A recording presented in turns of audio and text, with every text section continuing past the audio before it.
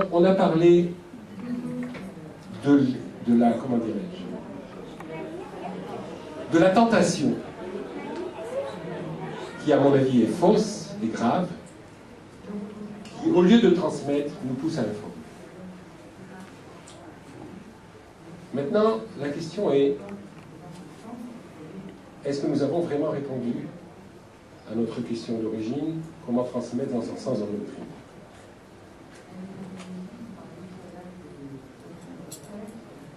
Et peut-être que pour essayer d'y répondre, il faut se poser la question, mais qu'est-ce qui nous pousse à transmettre? Et je ne parle pas simplement au sein de la tradition juive.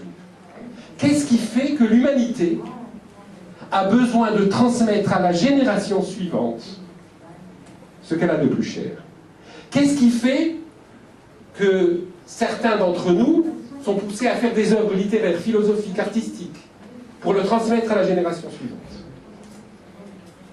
Qu'est-ce qui fait qu'il y a des maîtres qui écrivent des livres, qui donnent des cours, qui éduquent les jeunes et les moins jeunes?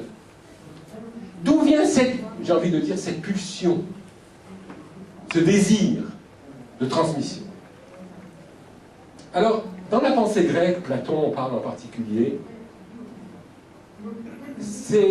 pour Platon, c'est pour laisser derrière soi une trace de son passage sur Terre.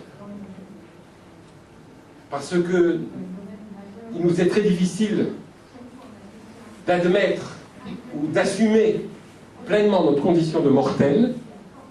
Et la transmission, c'est un moyen d'immortaliser notre passage sur Terre. C'est Platon. Et beaucoup de philosophes grecs vont dans le sillage de Platon. Je crois que pour la pensée juive, ça vient d'ailleurs. Et il me semble que c'est très fin.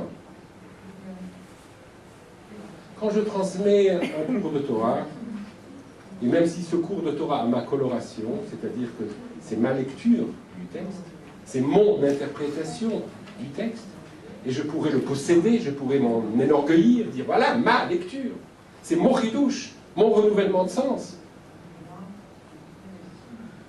En fin de compte, si je suis à l'écoute de ce que je dis, je m'aperçois que quand je parle, il n'y a pas que moi qui parle. Je m'aperçois que ma parole, que ma voix, s'ancre dans la voie de la révélation. Parce que je suis en train d'interpréter un texte de la Torah, ou un texte du Talmud, ou un texte des sages qui m'ont précédé. Et que, en interprétant ce texte, j'essaye de me mettre au diapason de l'inspiration. Et j'essaye de sentir, en général, c'est faux de dire j'essaye de sentir, j'ai souvent la grâce, ou le don du ciel, qui me permet de sentir qu'en fin de compte, je suis à l'écoute d'une voix qui me traverse, d'une inspiration qui me traverse.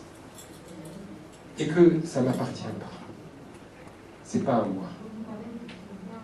Et en fin de compte, ce qui n'est pas à moi, qui me traverse, qui prend pourtant ma coloration, qui prend pourtant, comment dirais-je, le chatoiement de ma singularité, de ma subjectivité, cela je l'offre à mon enfant, ou à mon élève, ou à mon disciple.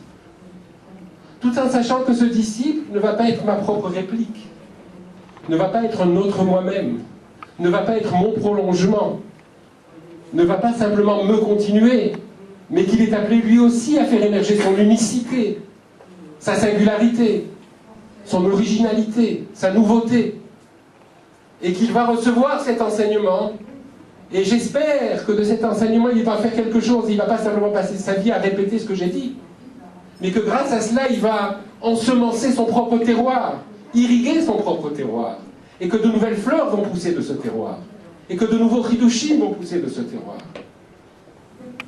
et que je ne pourrai pas me l'accaparer cet élève ou cet enfant, mais que grâce à l'étincelle que je lui ai transmise, qui avait ma coloration, une gerbe d'étincelles va jaillir de sa conscience, qui vont avoir d'autres colorations et qui seront pourtant de la Torah. Mais tout cela vient du fait qu'en parlant, je me rends compte que ça ne m'appartient pas ce que je dis. Ça vient d'ailleurs.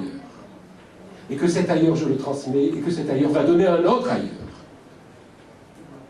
et que je vais respecter infiniment l'altérité de mon enfant ou de mon élève, la nouveauté, et que je ne vais pas narcissiquement essayer de le posséder. Et ce besoin narcissique de posséder, qui est très humain, c'est l'endoctrinement. Créer de l'endoctrinement.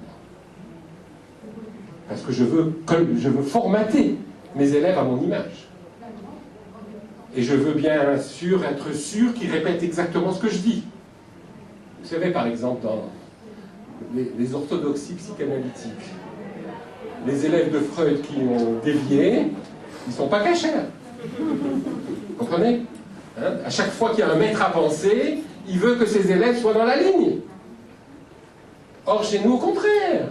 Si mon élève dit autre chose, à condition que ce soit, bien sûr, lié au texte, dans l'interprétation du texte, et s'il veut un nouveau chidouche, à le vaille, pourvu que ce soit ainsi. N'est-ce pas? C'est comme ça que j'ai compris un des enseignements qui paraît obscur. Et je vais essayer de le dire rapidement, parce que ça pourrait prendre beaucoup de temps. Un des enseignements que nous retrouvons dans la Torah au sujet de la vache rousse. Vous avez tous entendu parler de la vache rousse? Tout le monde a entendu parler de la vache rousse? Il y avait une vache, elle était rousse.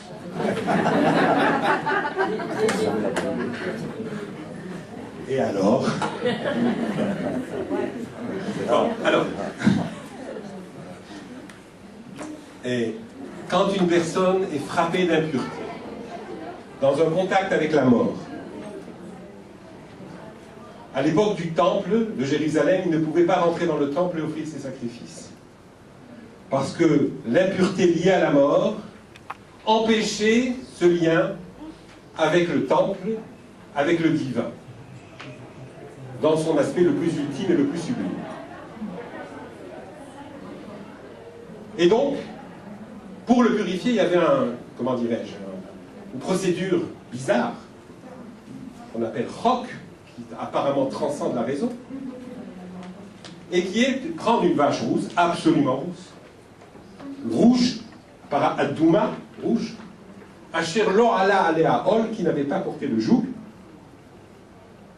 la brûler, prendre ses cendres, et les verser dans de l'eau vive, l'eau de source vive, on appelle ça de l'eau lustrale, et le Kohen, avec de l'hysope, c'est une mousse, et une branche de cèdre, le plus grand arbre, tremper cela dans l'eau mêlée au centre, asperger le 3e et le 7e jour la personne impure, et après ces 7 jours, elle se trempait dans un mikvé, elle devenait pure, et le Kohen devenait impur.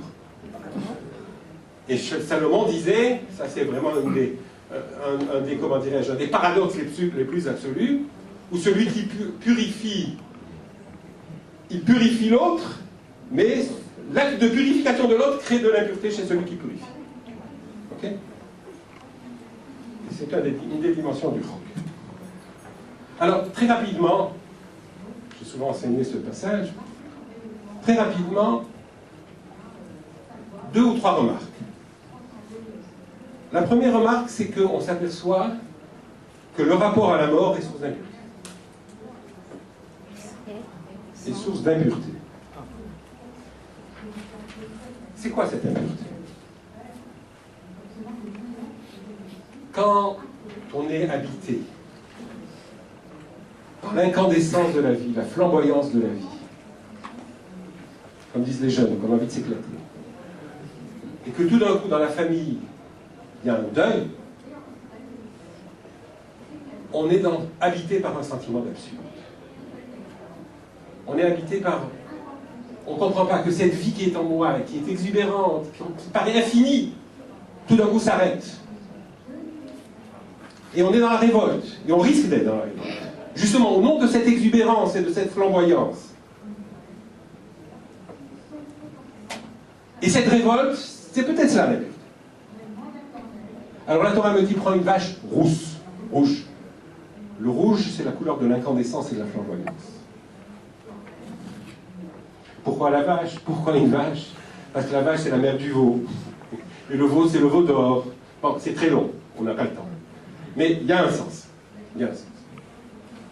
Et prendre donc cette incandescence et cette flamboyance de la vie et la brûler. Mais il n'a pas à la brûler, tout simplement, à la mettre dans de l'eau vive. C'est-à-dire, au lieu de rester dans l'extériorité de la vie, qui a besoin de s'exprimer et qui a besoin de, comment dire, de vivre, mais à un niveau superficiel, et qui n'accepte pas la mort, il faut revenir à l'intériorité de la vie, le jaillissement de la vie intérieure. Et quand je suis dans l'intériorité de la vie, alors je m'aperçois que la mort, c'est pas la mort. Le Rav Kook disait, vous savez pourquoi la mort impurifie? Parce que c'est le plus grand mensonge. On croit que la mort c'est la fin de la vie, alors que la mort c'est l'approfondissement de la vie.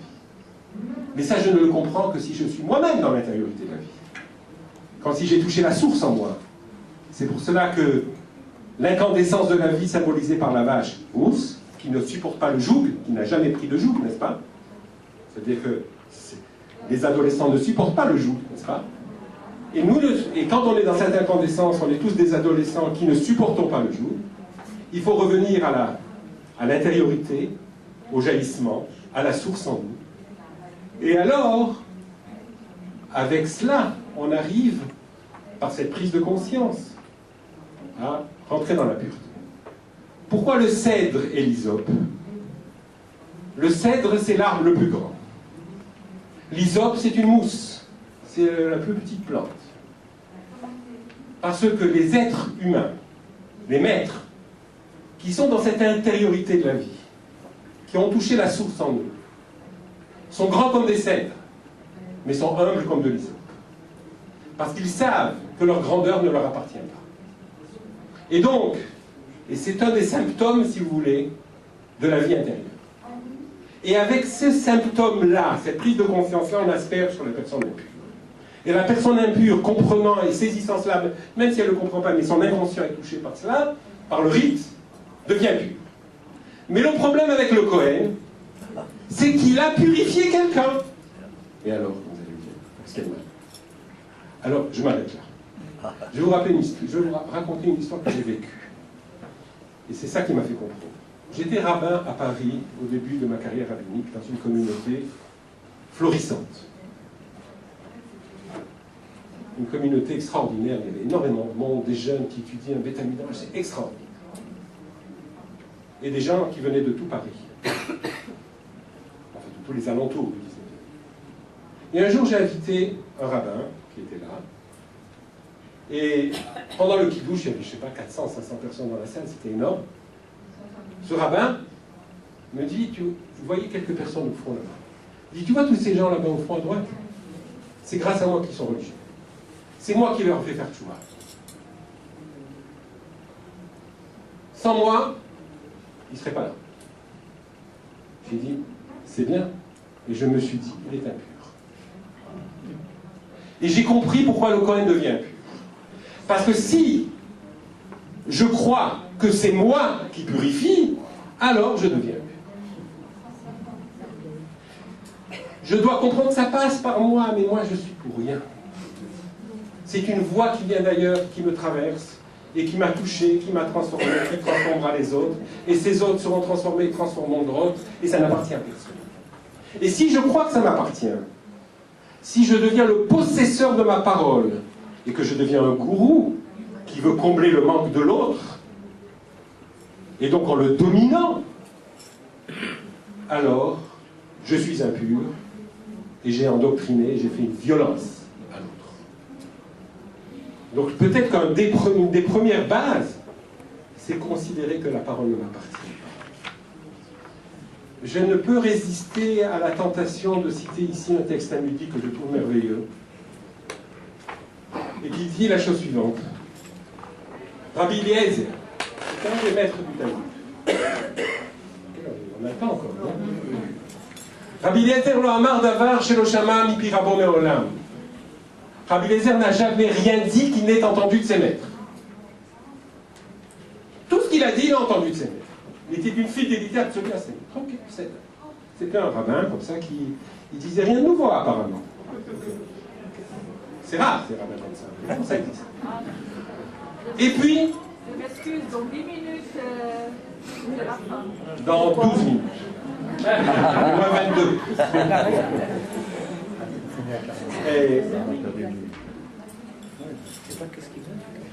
Et pourtant, la Gemara dit que Rabbi Eliezer, une fois, il était à Dodan avec ses collègues, et les rabbins, ses collègues lui ont dit « Drosh lanu b'maaseh merkava » interprète-nous les visions du char céleste d'Ézéchiel.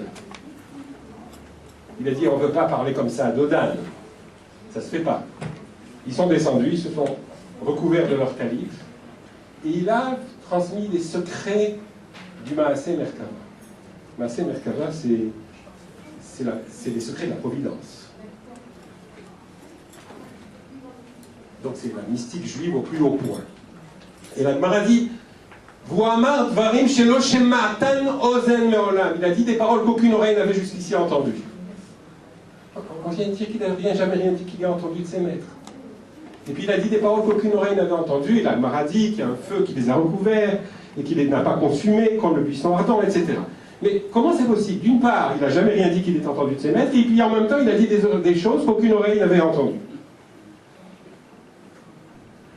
Alors il y a un rabbin contemporain, Chaim Shmulevitz, qui est le Rosh Yeshiva de Mir, à Jérusalem, qui est plus de ce monde, mais qui est décédé il y a une vingtaine d'années, qui a dit comme ça. C'est vrai qu'il a dit bien sûr des choses qu'aucune oreille n'avait entendues. Alors qu'est-ce que ça veut dire qu'il n'a jamais rien dit qu'il ait entendu de ses maîtres? Ça veut dire que si son maître était là, son maître aurait dit « Ah, c'est exactement ce que je veux dire ».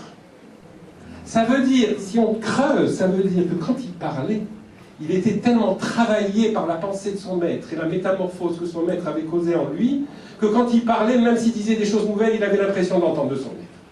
Vous comprenez ce que je veux dire? Même si son maître ne l'avait jamais dit. Il était travaillé par la pensée de son maître. Et comme il était travaillé par la pensée de son maître, ça émanait de la pensée de son maître. Mais je crois qu'il faut aller plus loin. C'est pas simplement que je dois être travaillé par la pensée de mon maître, mais je dois être travaillé par la pensée de la révélation divine aussi. Remonter à la source.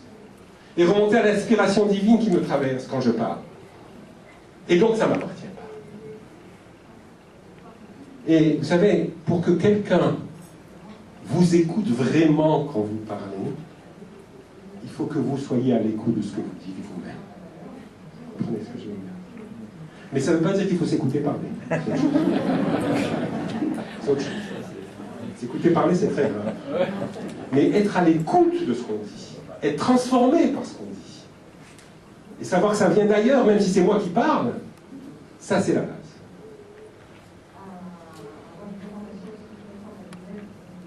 Maintenant, donc il y a ce travail d'écoute qui est très important. Et puis en même temps, enfin, parce qu'il me reste que quelques minutes, il y a le travail du désir. Quoi? Notre président. Votre président? Ah, c'est moi, c'est bon. Ah, oui, j'ai vu qu'il est là. Votre élève. Disciple. Disciple. On est tous des disciples.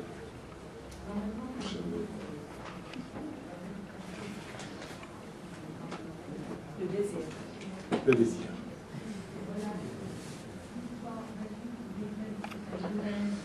J'ai dit tout à l'heure d'où vient le désir de transmettre, non pas de la pérennité de mon action sur Terre, mais parce que ça vient d'ailleurs, et comme ça vient d'ailleurs, je veux être à la source de l'unicité de mon élève.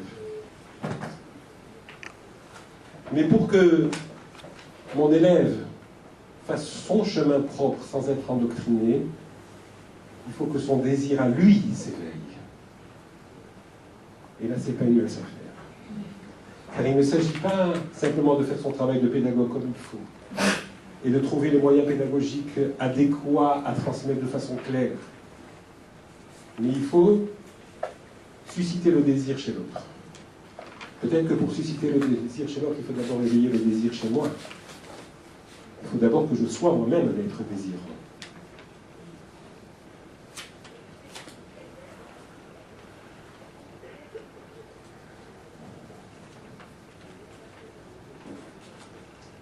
Et pas seulement que je sois un être désirant,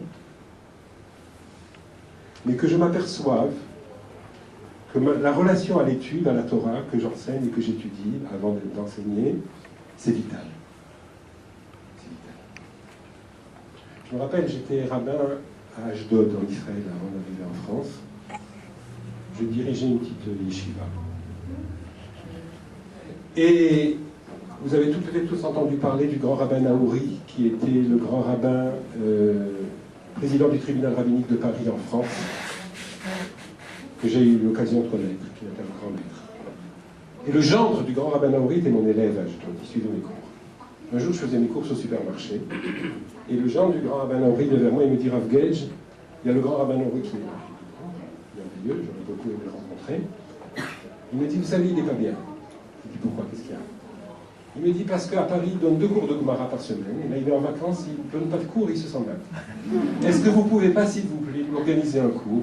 Il y a tellement de collègues et de bachouri, et organiser un petit cours, comme ça il va se sentir bien. J'ai dit qu'à cela ne tienne. On a organisé le cours, j'ai déjà assisté au cours, et j'en ai profité. Et pour illustrer, pour comprendre ce qui se joue dans l'esprit d'un vrai maître, je voudrais citer cet enseignement de Rav Hutner. Rav Hutner fait remarquer, que dans la vie, il y a ce qui est de l'ordre du luxe et ce qui est de l'ordre de la nécessité. On a tous de temps en temps des produits de luxe chez nous. Quand on les a, on est très content. Quand ça nous manque, c'est pas si grave. Enfin, à part, je sais pas qui. Mais en général, bon, on peut s'en passer. Donc le luxe, quand on l'a, on est très heureux. Quand on l'a pas, ça va. Par contre, la nécessité, le pain et l'eau, quand on l'a, on ne danse pas de joie, mais quand on l'a pas, c'est grave. Ça veut dire que pour le luxe, le plaisir de l'avoir est beaucoup plus grand que la souffrance du manque, alors que pour la nécessité, la souffrance du manque est beaucoup plus grande que le plaisir de l'avoir. On est d'accord? Or, le Rav Hutner fait remarquer que pour les maîtres de la Torah, quand ils enseignent, c'est le plus grand luxe. C'est la joie la plus extraordinaire qui soit. C'est comme si c'était du luxe. Mais quand ils n'arrivent pas à enseigner, c'est comme si le pain et l'eau leur manquaient. Alors c'est quoi? C'est du luxe ou c'est la nécessité? C'est-à-dire qu'il y a en même temps les symptômes du luxe et en même temps les symptômes de la nécessité. Et pour aller vite, le Rav Hutner disait, en fait, compte, c'est ni l'un ni l'autre.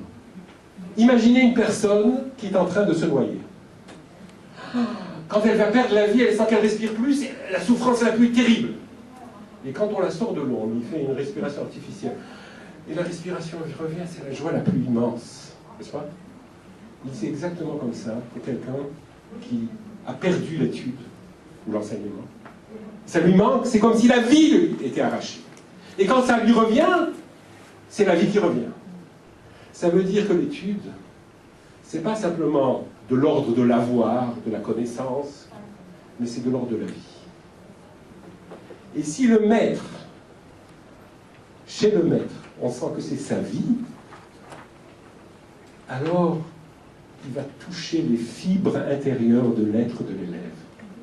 Il va éveiller cette dimension la plus intérieure. C'est comme une source qui jaillit de l'intérieur de nous. Quand en fin de compte, j'arrive vraiment à retrouver le goût de la Torah, j'ai l'impression qu'il y avait une source qu'on ne voyait pas, et puis tout d'un coup, il y a un sourcier qui l'a fait sortir, et qui elle immerge ma conscience, et je m'aperçois que je vis beaucoup plus. Étudier, c'est vivre plus.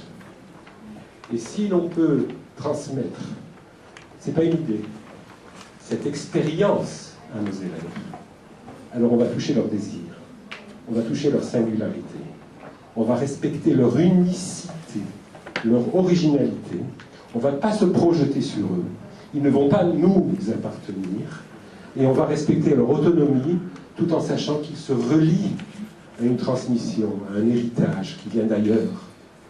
Et ce n'est pas de la fausse autonomie qui vient d'une table rase, où tout se vaut, où rien ne vaut, mais c'est une autonomie qui, se reliant à une transcendance, est capable de se construire de l'intérieur. Et si elle est capable de se construire de l'intérieur, ça ne va pas créer des identités fermées, comme je le disais tout à l'heure, parce que quand on est dans l'intériorité la plus profonde, on s'ouvre aux autres et on s'ouvre à l'universel.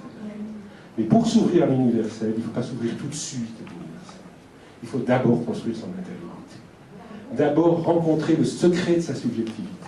Et si on rencontre le secret de sa subjectivité, alors on est dans l'âme collective d'abord d'Israël, et on est dans la dimension spirituelle de l'humanité. Et on pourra apporter vraiment quelque chose et au peuple juif et à l'humanité. Je vous remercie.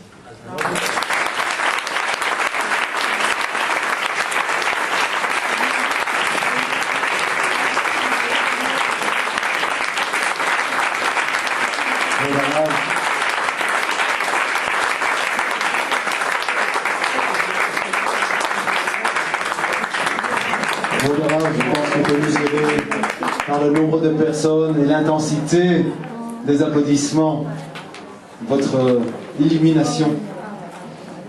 Pour vous remercier, au nom du Bnei au nom de Keshem, et pour votre visite ici, j'ai le plaisir de vous offrir un petit stylo qui peut vous être très utile. Il me manquait, c'est très bien. Voilà. Vous avez perdu mon stylo, c'est très bien. Merci. Sous vos applaudissements. Chers amis, attendez 2 annonces. Attendez un instant.